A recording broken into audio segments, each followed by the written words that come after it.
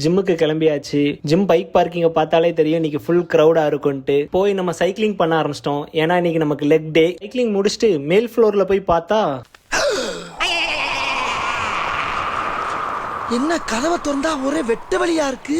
அப்படிதான் இருந்துச்சு. பரவாயில்லன்ட்டு லைட் எல்லாம் ஆன் பண்ணி வார்ம் அப் ஸ்டார்ட் பண்ணிட்டேன். வார்ம் அப் முடிச்சுட்டு ஸ்குவாடுக்கு ஹெவி வெயிட் போட்டு போடலான்னு போட்டா நமக்கு கொஞ்சம் தள்ளாட ஆரம்பிச்சிருச்சு. இது சரிபட்டு வராதுன்னு வெயிட்டை ரெடியூஸ் பண்ணிட்டு ஸ்குவாட போட்டு முடிச்சேன். ஆனா லெக் பிரஸ் அப்படி இல்ல. நல்லா ஹெவி வெயிட்ல போட்டு 150 kg போட்டு இன்னைக்கு வெளுத்தாச்சு. அப்புறம் ஹேக் ஸ்குவாடும் லெக் எக்ஸ்டென்ஷனும் போட்டுட்டு கண்ணாடியில என்னோட தொப்பையை பார்த்து கொஞ்சம் ஃபீல் பண்ணிக்கிட்டு இருந்தேன். அப்புறம் தொப்பையை குறைச்சே ஆகணும்ட்டு ஃபார்மர் ஒர்க் கிடு நடக்க ஆரம்பிச்சிட்டேன். அப்புறம் கிரிப் ஸ்ட்ரென்த்துக்கும் நக்கிள் ஸ்ட்ரென்த்துக்கும் கொஞ்சம் எக்ஸசைஸ் பண்ணிட்டு என்னோட செகண்ட் ஹார்ட்டுக்கு ஒர்க் அவுட் பண்ண ஆரம்பிச்சிட்டேன். அப்படின்னா ஆபரேஷனா?